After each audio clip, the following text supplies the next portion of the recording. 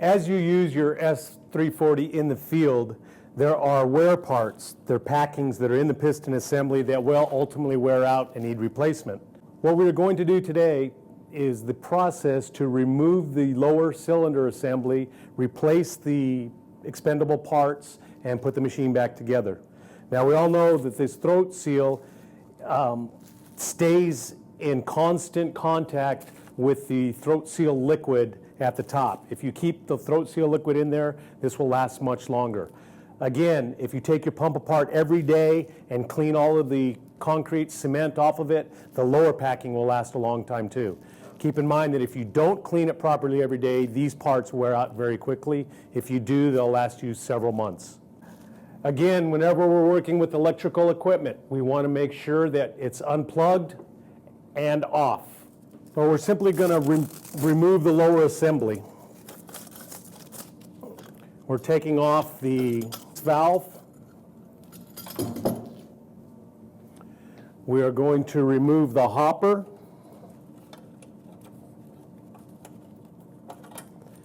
From the lower assembly.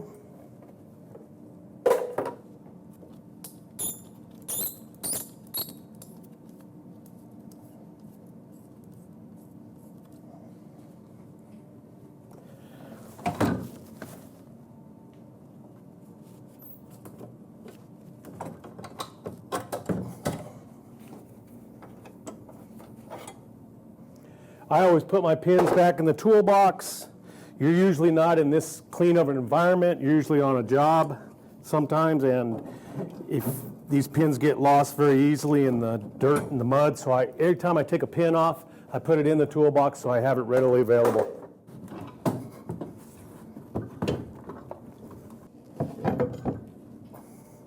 This is the 5/8 wrench that comes with the pump, and we're going to just break the entire lower assembly down prior to taking it off. Now remember from my other videos, you want to hold your hand on one of the clamps so we don't drop the lower assembly. It weighs a few pounds.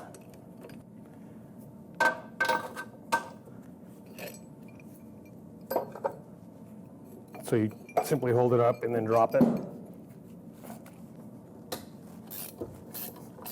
The piston assembly will not drop like the lower assembly will, so you don't have to hold it as you remove the clamps.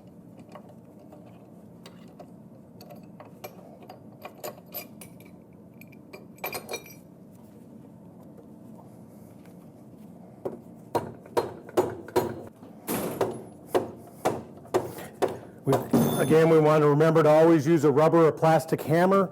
If we damage these places where the O-rings seat, the pump won't seal and will not operate properly. So you always want to use a plastic or rubber hammer. This is one of the parts we're replacing. There's another one inside. This is a jam nut here that simply loosens. Take it all the way down, and then this entire assembly will spin out.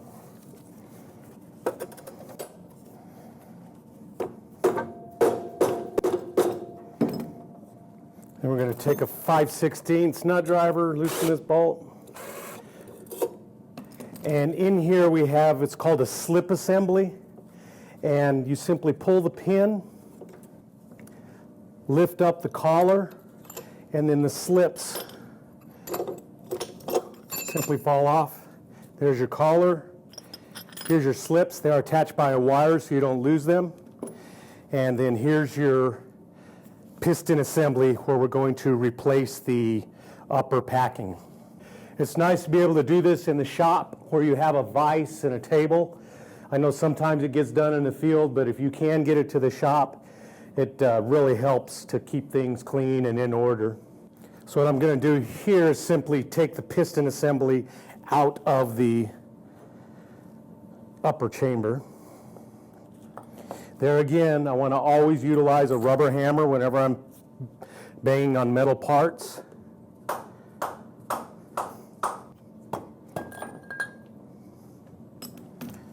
So this is the piston assembly, and this is the cylinder assembly. Now what we're going to do is remove the upper assembly so we can access the upper seal. We're now trying to take the throat packing out. We've already taken the lower packing out of the pump. Now we're trying to take the throat one out. Simply pair channel locks, loosen it. After removing this, the upper seal is quite accessible.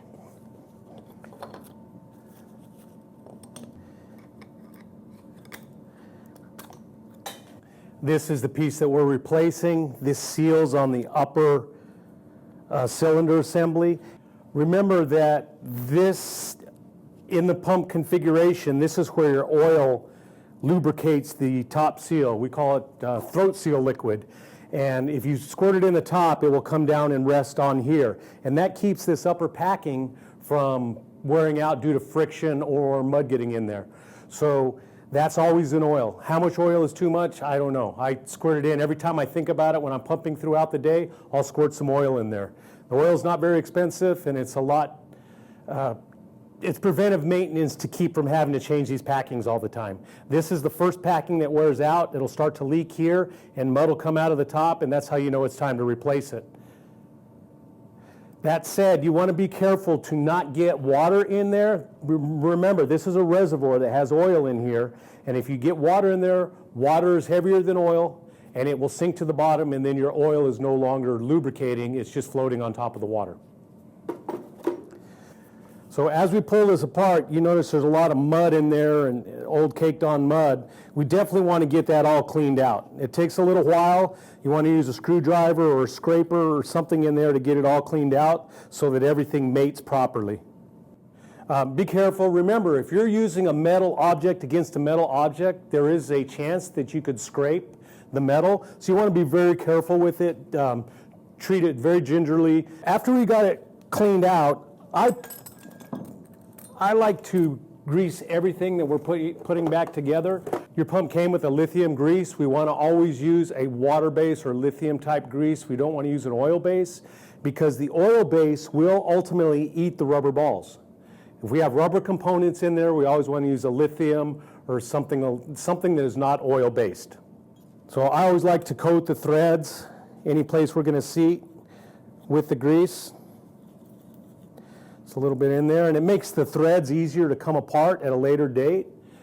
When we get a complete packing system, you're going to get the throat packing, you're going to get the piston packing, and typically you'll get new balls and then new O-rings. So that's what comes in the kit. You can order just the cups in packets of 3. You can order just the top ones and just the bottom ones. And this is something you always want to keep around, but I don't like to keep these in the toolbox because they're being banged around quite a bit. And this edge, top edge and bottom edge, are what pushes the mud and seats properly. If there's a gouge in it because you had it floating around your toolbox, it is going to not work right from the beginning. It may work for a while, but ultimately it's going to wear out pretty quickly. So this is going to go back just in reverse of the removal. It goes the larger side to the top on these. Just remember, when you're taking this apart, what I do is I always as I pull it apart, I set it down the way it goes back in. That way I know in my head it goes, I'm not questioning the way it goes back in. If you do question, you go to the manual, there is an exploded view. If you can't find the manual, you can go to grayco.com and get a manual if you've lost the manual or it's not with you. So you can see there are exploded views to show how these go in. But I'm working in the field, I'm working in the shop.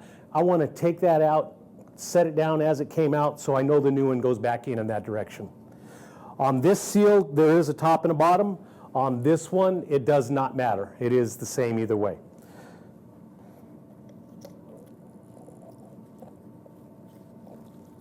There again, plastic component. If you need to get it down with some type of tool, make sure you're using a plastic tool of some kind to get it down where it needs to be.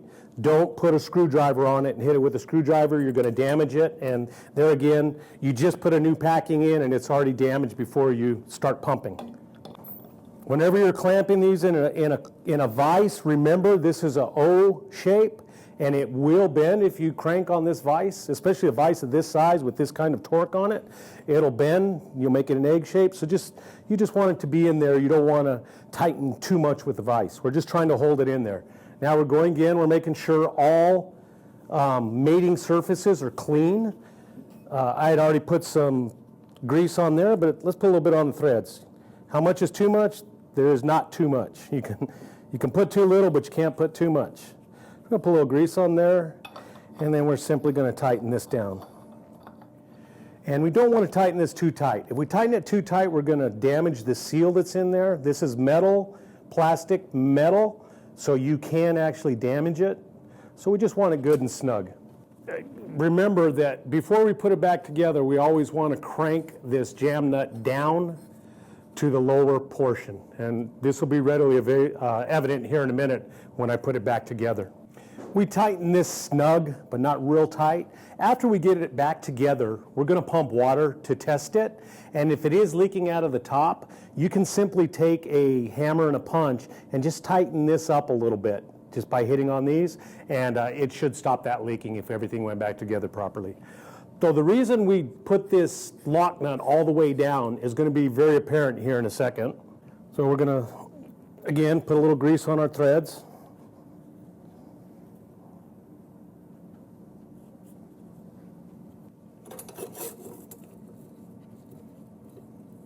And we're going to simply thread it back in. If these threads don't start easy, back it off and do it again. They should go in, but you definitely don't want to cross thread it. So we have this jam nut all the way down for a reason. We are now going to take this all the way to the top. Okay, we're now at the top with this in the 6 o'clock position.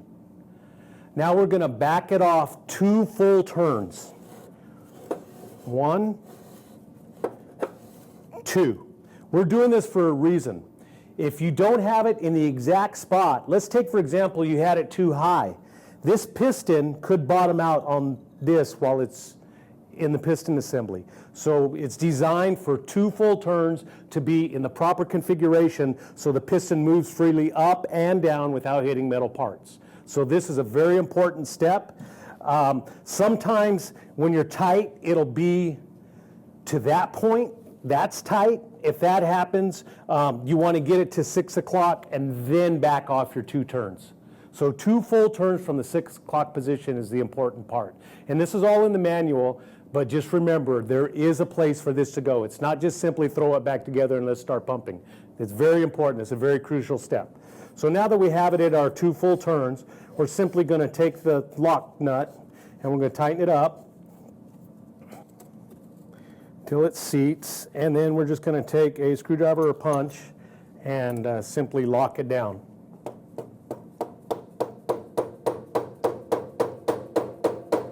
If when you start pumping this is loose, just remember you can come at any time with a hammer and a chisel and tighten this up. It'll usually stay like that. Okay, so that's ready to go. We're ready to rebuild our piston now before we go back in. We have to remember, if we're putting this in a vise, we have to make sure that we're not damaging our sealing surfaces. So we don't want to put it in an old vise that has real heavy teeth on it and crank it down, because it could potentially leak there.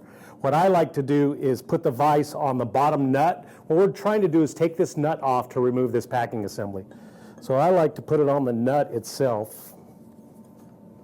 I have the nut clamped in the vise, and now I'm going to back the upper cylinder assembly off.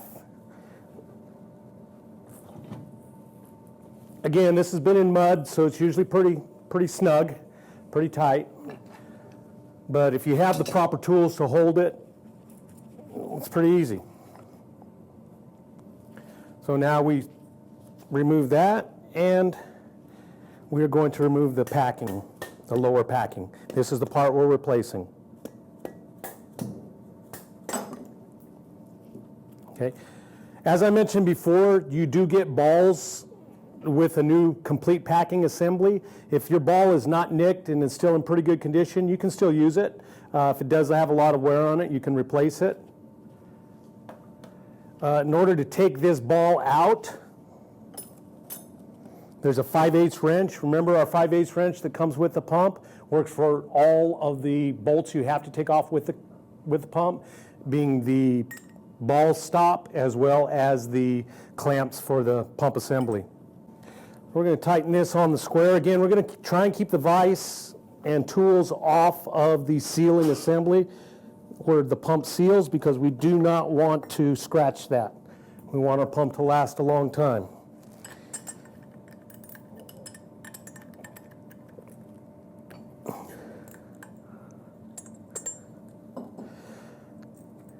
When I pull this bolt out, I'm going to show it to you. It's not a standard bolt. If you put a standard bolt in here, your ball will come out. It has a deeper head on it than a normal bolt, so you have to get this from Graco. If you look at it, it is a 3/8 bolt with a 5/8 head on it, but it does have a longer head on it, so it's very important to use the right bolt. And then simply this ball comes out of the ball cage through the hole that you'll see there. There are two balls in the pump. One goes in the lower assembly. This one goes in the upper assembly. The lower one, I always think of it, is bigger. It's heavier, so it goes to the bottom. That's how I remember. But the one that goes in the bottom will not fit in the cage. However, the one that goes in the cage will fit in the bottom, but it's not the right one. So just remember, heavier to the bottom, lighter to the top. So then we'd put our new ball in and put the bolt back on. With every rebuild kit that you buy comes new balls, new packings, new O-rings, and a small tube of anti-seize. That is for the bolt that holds the ball in, the ball stop. Just simply add a little on there. Again, this will make it easier to come off later, and it'll help hold it on. So we're simply going to put it back in reverse of removal. Remember that if you lose this bolt, it is not a standard bolt, and you cannot simply go down to the hardware store to buy a new one. You have to get it from Graco. It is specific for this pump. So now we've got our new ball in. We're making sure all the shoulders are clean. Like I say, you can use a screwdriver, but just be ginger with it. You do not want to scratch anything. And we're simply getting all the mud off. Rubber's okay, plastic's okay. It won't damage the metal, and it pulls the mud off. Now, before we put it back together completely, we want to definitely make sure the mud is off all components. Give it a good head start putting it back together clean. You simply put it in a vise. This mud comes off pretty easily with just a little banging. There you go. See, it just comes off pretty easily. Make sure all mating surfaces do not have any dried mud on them, because it will hinder the operation of the pump. So we're simply going to get that cleaned up a little bit. And we know we're good. Sometimes you can use a wire wheel, but usually it comes off pretty easy with a screwdriver or a stick or a rubber hammer. Remember I said there's no top or bottom to this. It simply goes on.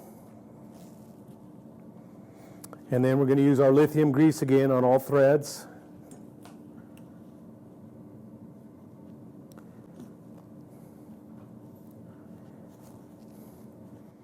This is our seat for the ball. It is a wearable item. Usually it lasts quite a long time with these rubber balls.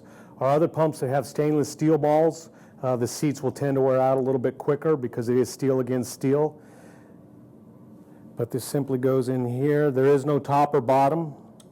It has a 90-degree shoulder on both sides, whereas the steel balls has a chamfer to it where the ball sits, so there is a top and bottom. But on this particular pump with the rubber balls, there is no top and bottom.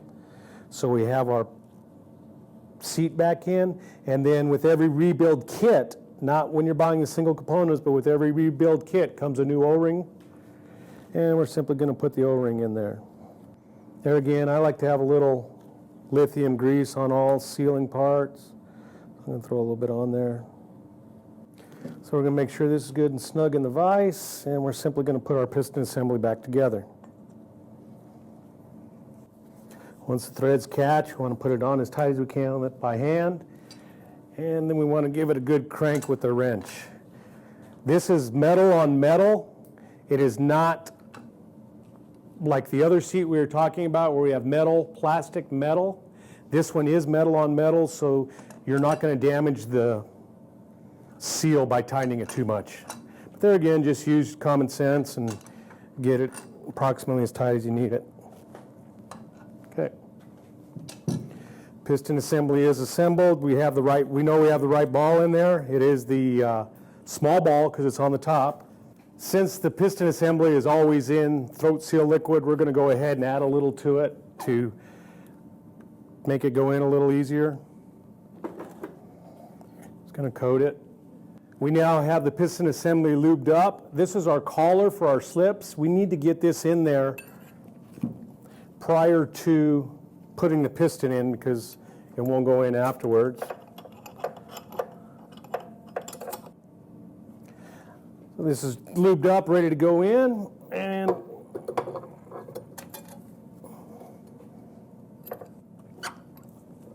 we're going to push it up to where it seats there properly.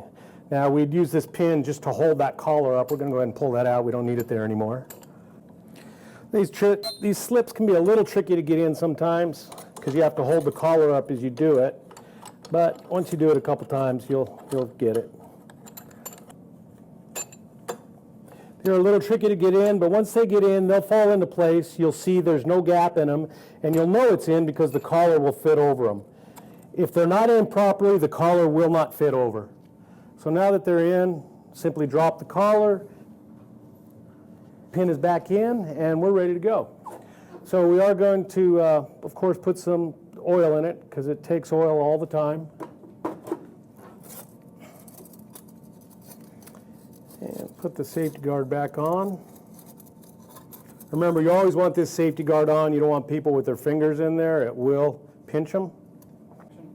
So now you'll simply put your pump back together as you do on a daily basis when you're cleaning it, and it's ready to go until the next time you have to replace your packings.